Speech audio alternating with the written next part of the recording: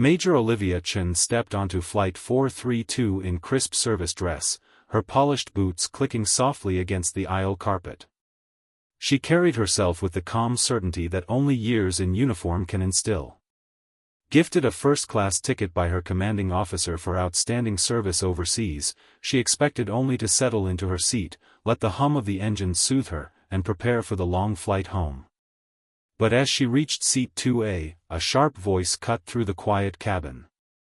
"Excuse me," said Allison Price, the lead flight attendant, her tone polite but eyes cold.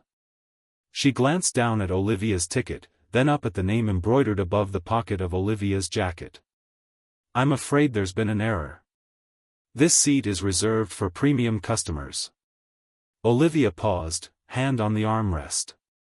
"This is the seat I was assigned," she replied evenly, offering the boarding pass. Price examined it, lips pressed together, then lightly pushed Olivia's arm. The contact wasn't harsh, but it was enough. "Please, come with me," Price insisted. A hush fell over the cabin as Olivia rose without protest. Her posture never wavered, yet every passenger sensed the weight of the moment. A uniformed officer escorted to the back of the plane. Some stared at her boots, others fiddled with magazines to avoid looking. Olivia followed Price down the aisle, each step echoing the insult. At row 15, Olivia found an empty seat. She set down her bag, adjusted the small flag pin on her lapel, and sat. The economy chair felt narrow, but she sat upright, mask of composure in place. Passengers kept their distance. A few shot furtive glances, but none offered help. Reaching into her jacket, Olivia produced her phone. With a single, precise movement she dialed her father, General Benjamin Chen, currently overseeing joint operations in Washington. 30 seconds later, his calm voice crackled through the line, "Major Chen, I want you to stay seated and await further instructions." Olivia tapped her foot once. "Understood, sir," she whispered. She ended the call, eyes fixed ahead. In that silent cabin, whispers erupted as curious passengers leaned forward, phones raised. The pilot's voice then came over the intercom, flat and professional. "Ladies and gentlemen, we've received an urgent communication. Please remain seated while we assess the situation." Moments passed like hours. Olivia's heart pounded, not from anger, but from the knowledge that her father's reach in the Pentagon extended even into this steel tube at 35,000 feet. Price glanced nervously at the cockpit door. Lily Thompson, a junior attendant, approached Olivia quietly. I'm sorry about earlier," she stammered, eyes downcast. "I should have spoken up." Olivia offered a curt nod. No forgiveness was needed, the greater battle was only beginning. Thompson lingered before retreating to the galley. The cabin lights seemed dimmer now, the festive clink of champagne flutes muted by the tension. Up front, the captain's chair swiveled toward the flight attendant station. "Ms. Price," he called, voice measured. "Please report to the cockpit immediately." Price's face blanched. She straightened her uniform, hands trembling, then headed forward. Olivia watched as Price disappeared through the curtain, swallowed by her own mistakes. A beat later, the pilot reappeared on the intercom. "Due to a security directive, Flight 432 will be diverting to Denver International. We apologize for the inconvenience and appreciate your cooperation." A ripple of disbelief swept through the cabin. Phones snapped shut. Conversations died on passengers' lips. Olivia lowered her gaze, folding her hands in her lap. She had not asked for this, yet every person on board would remember this flight. As the plane banked toward a new heading, Olivia closed her eyes, breathing deeply. The push from earlier still tingled on her arm, but now it was tempered by resolve. In 30 seconds on the phone, the course of the flight, and perhaps the airline's entire bias policy, had shifted forever. And this was just the first move. As Flight 432 settled onto the taxiway at Denver International, the cabin remained unusually still. Passengers glanced around, uncertain whether to applaud or simply breathe.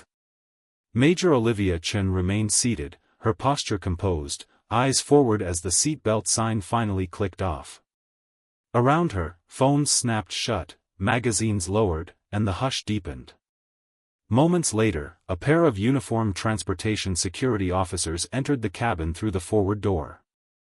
They moved with practiced restraint, no weapons drawn, just a quiet authority.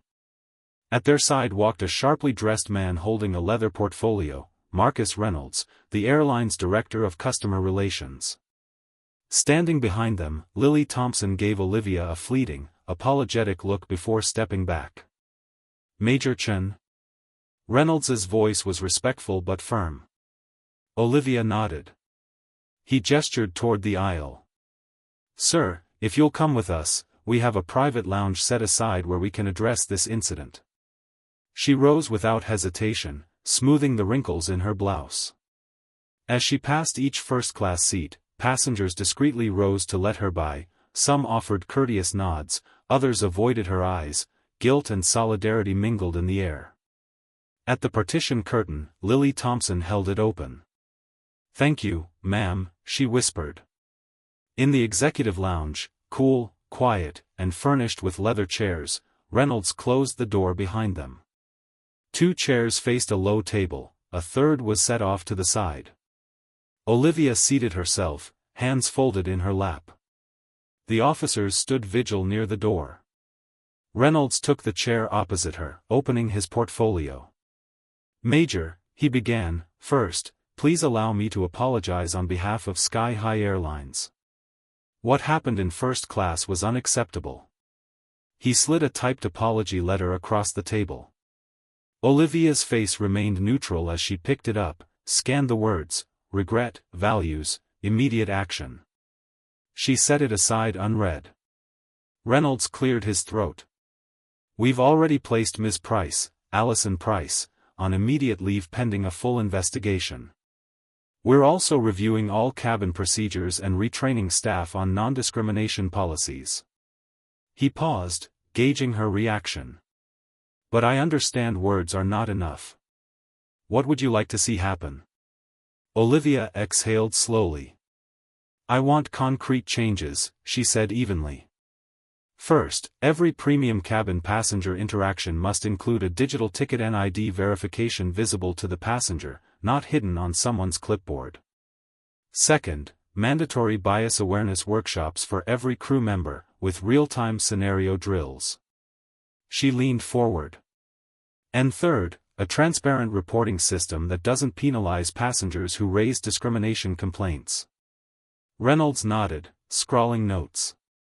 The officers relaxed marginally, they had expected her to demand only apologies. "That's reasonable," he said. "We'll draft those immediately. I'd like to invite you to help shape the training modules, your perspective as an officer is invaluable." Olivia studied him. "I'll consider it," she replied. "But I won't be a token presence. I'll review every lesson plan and testing scenario." "Understood," Reynolds agreed. He tapped a button on the portfolio. "Also, several news outlets are requesting interviews. We can arrange a controlled press conference if you wish, or you can decline and let us handle initial statements." She shook her head. "No press. Not yet. I want to see the policy proposals before going public. If you release anything, it should reflect what we agree here." Reynolds closed the portfolio. "Very well. I'll coordinate with our legal and training teams. You'll have a draft by tomorrow afternoon." The officers stepped forward. "Major," one said, "we're ready to escort you to your ground transport." Olivia stood, shook hands with Reynolds, and clasped the officer's offered arms. They led her through the terminal to a private curbside pickup. As she passed through the jet bridge, passengers on the jet bridge turned to watch, a silent salute to her dignity. Outside, a black SUV waited. General Benjamin Chen, in civilian clothes but unmistakable command in his stance, stood beside the door. His eyes softened as he saw her. Lily Thompson, who had accompanied her down the aisle, hovered at his side. "General," Major Chen greeted, returning a crisp salute. "Welcome home, Major," he said, voice low. Lily Early closed the door behind them as the SUV pulled away. Inside the vehicle, Olivia leaned back and exhaled. "They've agreed to everything?" she asked. Her father smiled. "They have. Now comes the hard part, ensuring they follow through. But you handled yourself flawlessly." She closed her eyes. "It's not over until every crew member knows that no one, not even a soldier, can be shoved aside." Outside the tinted window, Denver's skyline drifted by, a new horizon for Sky High Airlines policies and for every passenger who boards in uniform or otherwise. Major Olivia Chen had shifted the flight's course, and perhaps the industry's, one decisive step at a time.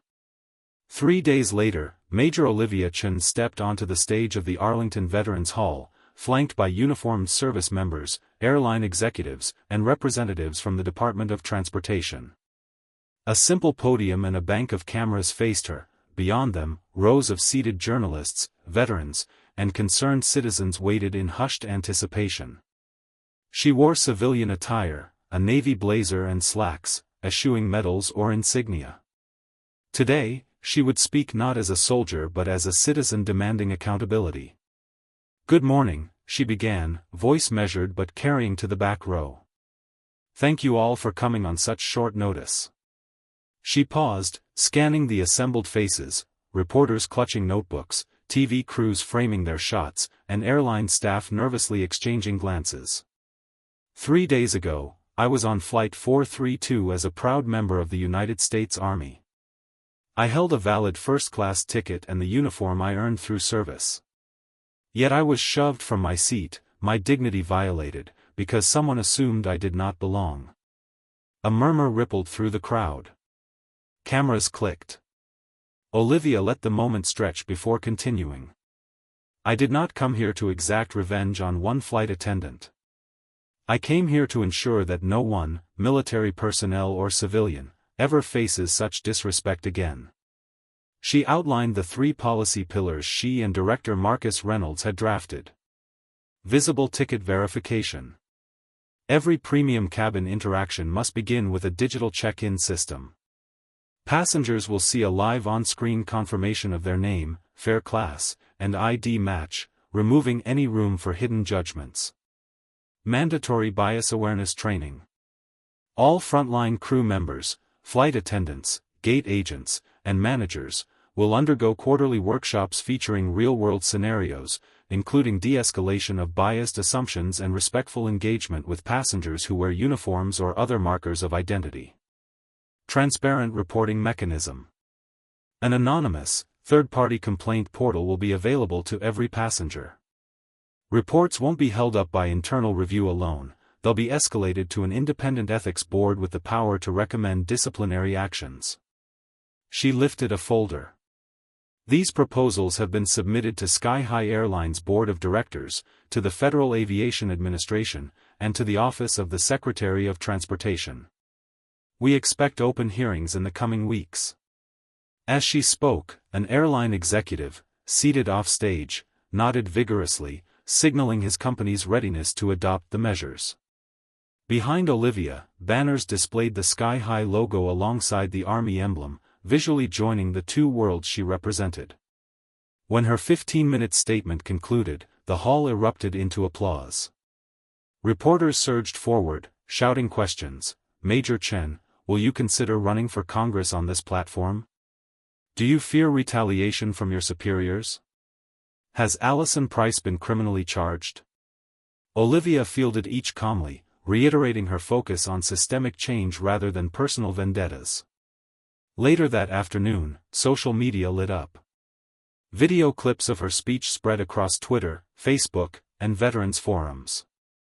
Hashtags like #SeatBelongsToAll and #FlyWithDignity trended nationwide. Retired generals and current service members alike thanked her for giving voice to a long-suppressed grievance, being humiliated at 30,000 feet because of skin color or uniform. Over the next 2 weeks, Olivia attended working sessions in Washington. FAA Roundtable, sitting alongside Deputy Administrator Sofia Martinez, she reviewed the digital verification prototype, a touchscreen mounted at each first-class galley, pausing service until the passenger confirms on the display. Training workshop pilot, she observed sky-high flight attendants role-playing bias scenarios under the guidance of Dr. Claire Bennett, a social psychologist. When an attendant mistakenly assumed that the doctor, in seat 1C, was a travel companion rather than a retiree, Olivia stepped in, demonstrating calm correction. Congressional briefing, she testified before the House Transportation Committee, flanked by veterans advocates, arguing for federal mandates requiring all U.S. airlines to adopt similar anti-bias measures.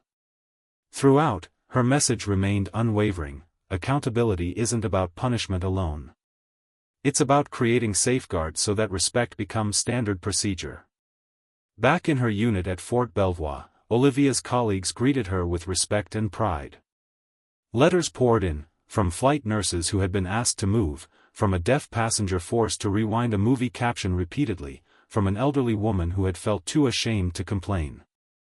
Olivia replied to each, offering thanks and reassurance that change was coming. Meanwhile, Sky High Airlines announced a company-wide bias awareness rollout, inviting Olivia to guest lecture at its training academy. Frontline crews watched videos of her testimony, then participated in workshops she helped design. Many admitted, in private surveys, that they had never considered how their assumptions could harm passengers. In an unexpected twist, Allison Price reached out through her attorney, apologizing for her actions and requesting an opportunity to participate in the retraining. Olivia agreed, believing that true reform required all hands, including those who had erred most. When Price and Olivia met in a neutral training room, the encounter was tense but civil. Olivia spoke of forgiveness as a path forward. Price listened, visibly shaken by the realization of what her single judgment had unleashed. By the end of the quarter, Flight 432, once infamous, had become a case study in turning injustice into meaningful progress. Airlines worldwide inquired about the new policies. Other carriers began drafting similar protocols. And every time Olivia boarded an aircraft, uniform or civilian, she did so knowing that her stand had raised the standard for dignity at 30,000 feet, and beyond. Months passed, and the air of change that Major Olivia Chen had ignited continued to ripple through the aviation industry. Sky High Airlines rolled out its digital ticket verification system fleet-wide. Every passenger in premium cabins now tapped their boarding pass to paired tablets mounted discreetly at each service station. Flight attendants, once hesitant, now guided passengers through the brief on-screen prompts, ensuring transparency and mutual respect. Aboard Flight 107, a veteran crew member named Paul Rivera found himself facing a different kind of situation. A young woman in uniform, a cadet from the Air Force Academy, stepped into the first-class cabin, her smile betraying both nerves and excitement. Paul greeted her, "Good morning, sir," then paused as the tablet chimed, prompting him to ask, "Please confirm your name and fare class." The cadet tapped her finger on the glass, approved the details, and returned his smile. In a small but telling reversal from months before, Paul felt a swell of pride rather than judgment. Meanwhile, Major Chen's policy work had moved beyond the airline. The Bipartisan Aviation Policy Reform Act, spurred by her testimony before Congress, cleared committee votes with overwhelming support. The act mandated mandatory anti-bias training every 6 months for all cabin crew across U.S. carriers. Independent passenger ombudsman offices at each major airport, where travelers could file discrimination complaints directly. Public transparency reports published quarterly, detailing the number and outcome of any bias-related incidents. As the law took effect, Olivia found herself back in Washington, not on the House floor this time but in a meeting room at the Department of Transportation. She joined Deputy Administrator Sofia Martinez, who drove the legislative language through the agency, and together they reviewed the first wave of compliance data from airlines. Most carriers reported implementing the digital checks, a few lagged but pledged to catch up within the grace period. Despite these victories, Olivia faced new challenges. A handful of industry groups argued that the requirements were overly burdensome and infringed on crew autonomy. When these arguments arose in regulatory hearings, she prepared her response: crew autonomy should never trump a passenger's fundamental right to dignity. Her calm delivery, honed from years of military discipline, carried weight with even the most skeptical board members. Back at Fort Belvoir, Olivia's own unit recognized her accomplishments. Her commanding officer, Colonel André Dumont, convened a small ceremony. She received the Army Commendation Medal not just for overseas service, but for outstanding civic leadership. Standing before her platoon, she accepted the medal quietly, thinking of every person who had ever felt unseen or unworthy. On the civilian side, Sky High Airlines held its first Integrity in Service conference for all 50,000 employees. Olivia was invited as keynote speaker. In a cavernous hangar, she stepped onto a lit platform beneath the wing of a newly painted Sky High jet. The gathered flight attendants, pilots, and ground staff watched as she recounted her experience. "I didn't seek attention," she began. "I simply couldn't remain silent. Each of us has the power to affirm another person's worth with a simple gesture, checking a ticket, asking a question, showing basic courtesy. That's the difference between a flight you remember fondly and one you never forget for all the wrong reasons." Her words drew a standing ovation. From the hangar rafters to the tarmac below, employees felt the gravity of her message. But not every encounter was triumphant. On a red-eye to Honolulu, a gate agent mistakenly flagged a passenger's ticket as expired, an elderly veteran whose handwriting on his temporary pass hadn't scanned properly. Olivia, traveling for a speaking engagement, noticed the exchange. She approached quietly, displayed her own ticket to the agent's handheld reader, then guided him through the error correction procedure she had helped draft. The agent, cheeks flushed with embarrassment, thanked her profusely. By morning light, the veteran was in his seat, and Olivia realized that change required constant vigilance. In her personal life, Olivia felt the toll of her work. Media requests, travel, and policy meetings filled her days. She missed the quiet moments, hiking in Shenandoah, reading on the porch, unburdened by agendas. But even in rare moments of rest, she found purpose, mentoring young service members on leadership, advising veterans groups on advocacy, and drafting articles for military journals on service beyond the uniform. One crisp autumn morning, she received a letter from Allison Price, the former flight attendant. In neat handwriting, Allison wrote, "Major Chen, your kindness in our final training session showed me that accountability can lead to growth. I have completed my certification as an advocate for passenger rights. Thank you for teaching me what true service means." Olivia paused before responding, her finger hovering over the send button. Forgiveness, she knew, was a choice, a gesture as powerful as any policy. She typed, "Thank you, Allison. I'm proud of the person you've become." And she pressed send. As winter settled in, Flight 432 remained in the news, no longer for scandal but as the catalyst for reform. Passengers boarded with curiosity in their eyes. Is this the flight with the lady who changed everything? They found not headlines but kindness, attentive crews, clear procedures, and the unspoken assurance that they all belonged, whether in uniform or civilian dress. Major Olivia Chen, now recognized in both military and civilian circles, had done more than divert one flight. She had helped steer an entire industry toward respect and dignity at 30,000 feet, and set a course for equality that would endure for generations.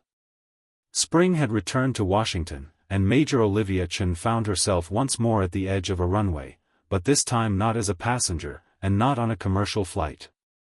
Wearing her uniform, she stood beside General Benjamin Chen at Joint Base Andrews, where a ceremony awaited. Behind them, an Air Force C-17 transport gleamed in the morning light, its engines idle but ready.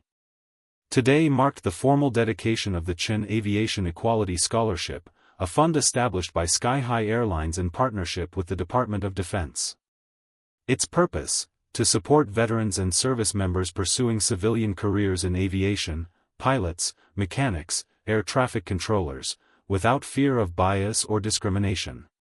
Dozens of scholarship recipients sat beneath a canvas awning, their crisp uniforms and bright eyes reflecting the dream that Olivia once thought inconceivable for someone who'd been shoved from a seat.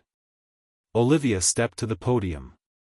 She'd become adept at these moments, yet as she looked over the sea of faces, airmen, sailors, Marines, Coast Guard, and their civilian allies, her heartbeat quickened.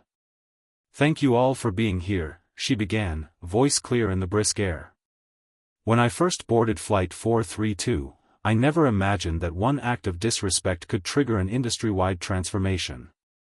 But sometimes it takes a single spark to ignite a movement." She spoke of the scholarship, how it would remove financial barriers, but more importantly how it symbolized a promise, that uniform or civilian, every aspiring aviator deserved a fair chance to fly. She introduced the first two recipients, Airman First Class Marie Ortiz and Civilian Flight Instructor David Kim, presenting them each a ceremonial scholarship certificate emblazoned with the Sky High and Department of Defense seals. Cameras flashed, Ortiz and Kim rose, shaking her hand and General Chen's. After the ceremony, as guests toured the C-17's cargo bay and met with aviation recruiters, Olivia slipped away to the flight line. She found Allison Price standing beside one of the transport's massive wheels, uniform crisp but expression thoughtful. The former Sky High attendant had continued her work as a passenger rights advocate on other carriers. When she saw Olivia approaching, Allison straightened. "Major Chen," she said, voice warm. "I didn't expect you to leave after the ceremony without a word." Olivia smiled. "I wanted to catch you before you left." She held out a small, leather-bound journal. "I thought you might like this. It's a logbook for your advocacy, notes, ideas, stories. Fill it with everything you learn." Allison accepted it, eyes misting. "Thank you. She paused, searching for words. "I've never forgotten how you treated me in training. You showed me that accountability could be an act of service." They stood in silence, the hum of distant jets filling the space. Then Olivia extended her hand. "Keep leading the charge." Allison clasped it firmly, solidarity passing between them. Later that afternoon, Olivia returned to her office at the Pentagon. Stacks of policy briefs and research reports awaited her, but she paused by her window overlooking the parade grounds. Soldiers marched in formation below, their steps echoing discipline and purpose. The spring breeze stirred the flags overhead. She thought back to the day she boarded Flight 432, the quiet indignity, the hushed cabin, the simple act of calling her father. In the months since, she had testified before Congress, helped draft legislation, taught airline crews, and traveled the country speaking for dignity at 30,000 feet. Yet the work never truly ends. Bias can hide in the smallest assumption, a hastily scanned boarding pass, a clipped tone, an "I didn't think" excuse. Her phone buzzed, a message from Senator Elaine Parker, chair of the Aviation Subcommittee. "Looking forward to your next briefing. FAA wants to expand digital verification to all domestic flights by next year." Olivia tapped back a quick reply, "Understood. I'll prepare the framework." Then she set the phone aside and walked to her desk, where a framed photograph waited, her seated on Flight 432, legs crossed in economy, chin held proudly high. She picked it up and studied it, a reminder of how far a single person can carry change when they refuse to stay silent. She placed the photo prominently on her desk, its image a beacon for anyone who might walk in and doubt their ability to make a difference. As dusk settled over the National Mall visible through her office window, Olivia Chen settled into her chair. Beyond her lay new challenges, ensuring global carriers adopt similar standards, tracking compliance, and guarding against complacency. But she felt no weariness. Instead, she felt conviction, inherited from her years of service and honed by that one fateful flight. She opened her laptop and drafted a brief for tomorrow's meeting, Proposal for International Coalition on Aviation Dignity. Beneath the heading, she typed the first sentence. When we stand up for respect in the smallest moments, we set the course for the entire journey. And with that, she pressed save, ready to chart the next leg of the flight toward equality.